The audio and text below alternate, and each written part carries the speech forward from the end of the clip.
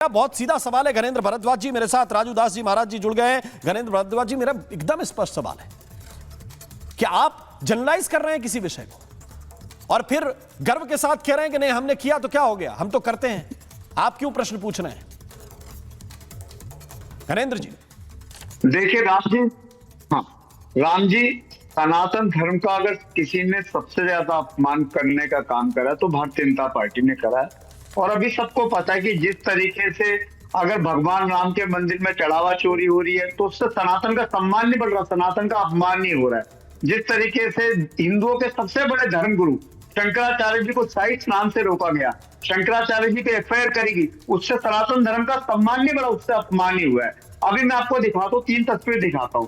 पहली तस्वीर जिसमें मोदी जी भगवान श्री राम को लेके चल रहे हैं, भगवान श्री राम से बड़े मोदी जी हैं। दूसरी तस्वीर अभी 3 महीने पुरानी है, अहमदाबाद में एक फेस्टिवल में मोदी जी गए और हनुमान जी की गर्दन में मांझा चढ़ा के, रस्सी चढ़ा के हनुमान जी को पतंग की तरह मोदी जी उड़ा रहे हैं। इससे सनातन का अपमान हो रहा है, इससे सम्मान नहीं बढ़ रहा। तीसरी तस्वीर भारतीय जनता पार्टी की एक रैली में मोदी जी के आगे आगे हनुमान जी को नाचते हुए दिखाया गया। तो इससे जो है सनातन का सम्मान नहीं हो रहा, सनातन का अपमान हो रहा है। देखो जिस तरीके से वाराणसी में मंदिर तोड़े गए, मणिकर्ण घाट में मंदिर तोड़े गए, देश में जगह जगह मंदिर तोड़े जा रहे हैं, मंदिरों के चढ़ावे में चोरी हो रही है। केदारनाथ के मंदिर में जो सोना चढ़ा था उसमें चोरी है, बद्रीनाथ के मंदिर में चोरी हुई, बांके बिहारी मंदिर के मंदिर में चोरी, इन सब मंदिरों में चोरी हो रही है। चोरी करने वालों के सीधे सीधे तार भारतीय जनता पार्टी से जुड़े हैं। तो इनसे सवाल पूछना चाहिए कि आप कैसे सनातन कहते हैं, आपके राज में चलते हुए सनातन का इनसे ना रिस्पॉन्ड कर रहे हैं। यूपी में देखिए राम जी, हमारा पॉइंट बहुत सिंपल है। हमारा पॉइंट बहुत सिंपल है। सुन लीजिए राम जी। जी देखिए घनेंद्र भारद्वाज जवाब ले लीजिए, जवाब ले लीजिए। चंदा चोरी हुई है, इससे तो कोई इनकार नहीं कर रहा है। हम तो हर चैनल में कह चुके हैं कि ऐसी सजा गुनहगारों को ऐसी सजा मिले कि दोबारा जो है लोग कांपे। लेकिन सबसे बड़े धर्मगुरु के पीछे पड़ गए, इन्होंने मंदिरों में चोरी कर दी, मंदिरों के नाम पे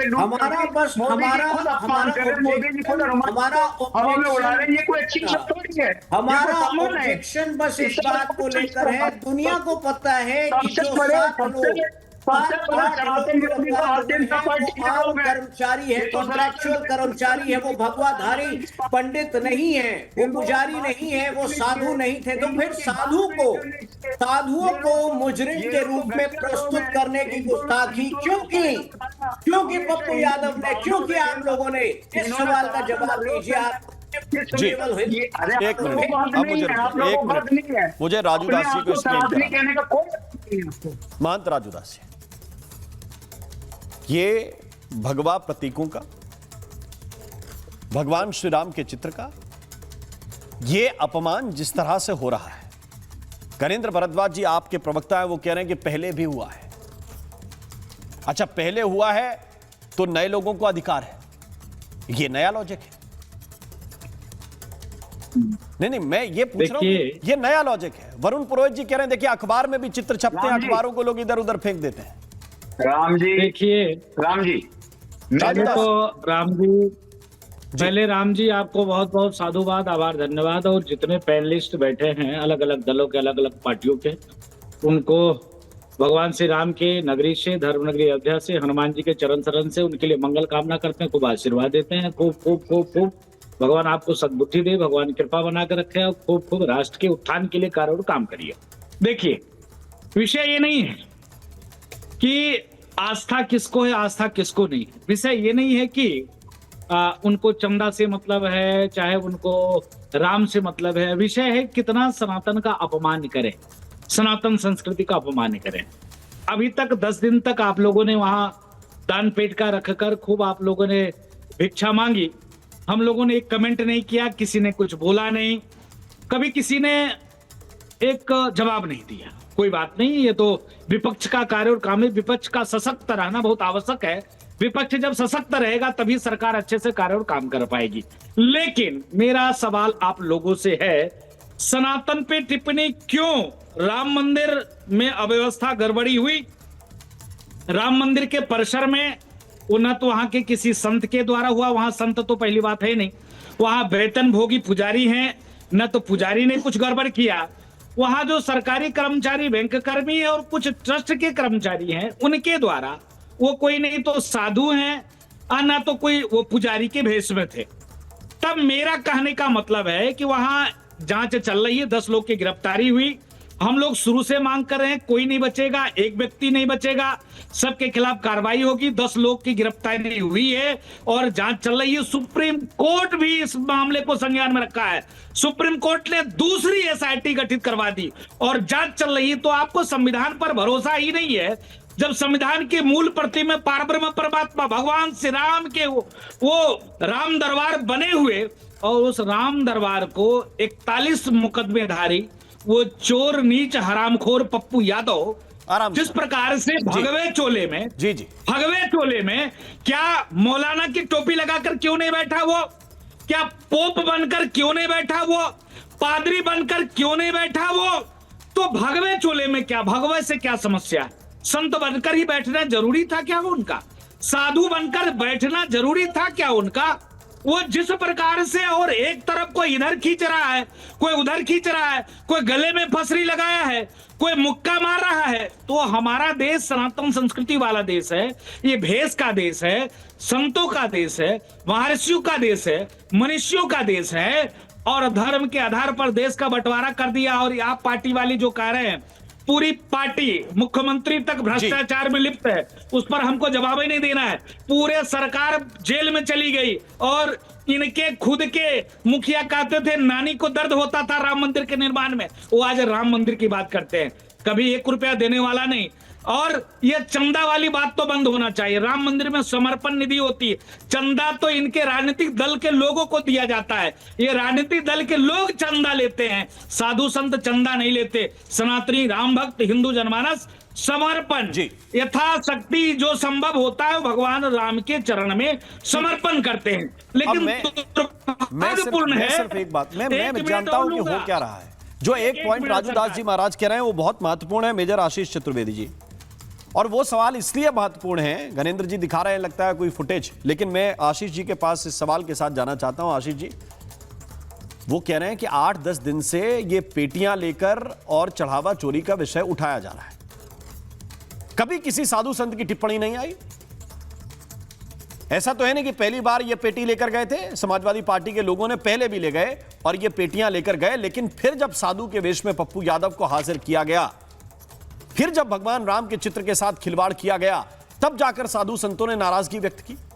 भाई, चढ़ावा चोरी पर अगर किसी को आपत्ति करनी होती, 10 दिन से आप लोग कर ही रहे थे, उससे पहले भी 50 दिन से उत्तर प्रदेश के अंदर आप लोग लगातार प्रेस कॉन्फ्रेंस सवाल पूछ रहे हैं। किसी साधु संत ने आपके विरुद्ध में कोई झगड़ा झंझट, किसी तरह का कोई प्रश्न उठाया? लेकिन जब आप जानबूझकर साधुओं को टारगेट करेंगे तो वो भी प्रतिक्रिया देंगे। आशीष जी, निश्चित रूप से कल भी मैंने यही बात रखी थी कि जिस तरीके से इस चीज को रखा जा रहा है ये सही नहीं है।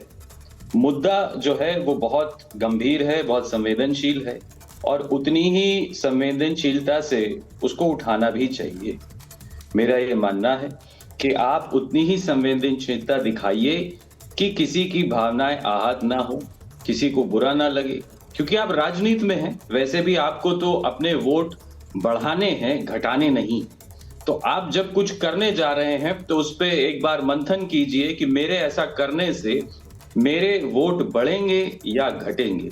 और मुझे लगता है यहाँ जो पप्पू यादव ने और उनके साथ जो इर्द गिर्द लोग दिख रहे थे, उन लोगों ने इस पे पुनः विचार नहीं किया कि इसको किस तरीके से हम रखें, क्योंकि ये बहुत महत्वपूर्ण विषय था। और होता क्या है, जब कुछ लोग ऐसा कुछ कर देते हैं, ऐसा कुछ कृत कर देते हैं, तो जो मुद्दा था वो पीछे छूट जाता है और ये चीजें सामने आ जाती हैं। मैं आपकी एक बात से बिल्कुल सहमत हूं कि ऐसी एक बात सुनिए, आप एक बात सुनिए। नहीं, इसमें होता क्या है इसको आप समझिए। अभी देखिए, आपने वरुण जी को भी सुना, गणेंद्र जी को भी सुना, चतुर्वेदी जी आप ही बोलिए। लेकिन मैं ये कह रहा हूं कि जब आप किसी विषय पर कोई गलती कर देते हैं तो गलती का समाधान खोजते हैं, कि उस पर अड़कर आप ये कहते हैं तो क्या हो गया, इससे क्या दिक्कत है? पहले भी तो ऐसा हुआ था। अगर इन कहानियों के साथ जाएंगे तो आपका इंटेंशन दिखाएगा कि आपका इंटेंशन ही ये था इसलिए आप इसको डिफेंड भी कर रहे हैं और इस पर चढ़े हुए हैं कि इसमें कुछ भी गलत नहीं किया। चतुर्वेदी जी। हाँ, मैं इसको सही बिल्कुल भी नहीं ठहरा रहा हूं। मैं ये कह रहा हूं कि मुद्दा सही है लेकिन तरीका गलत है, और तरीका ही तो महत्वपूर्ण होता है। अगर अच्छी बात भी गलत ढंग से कह दी जाएगी तो वो अच्छी बात रह कहां जाएगी।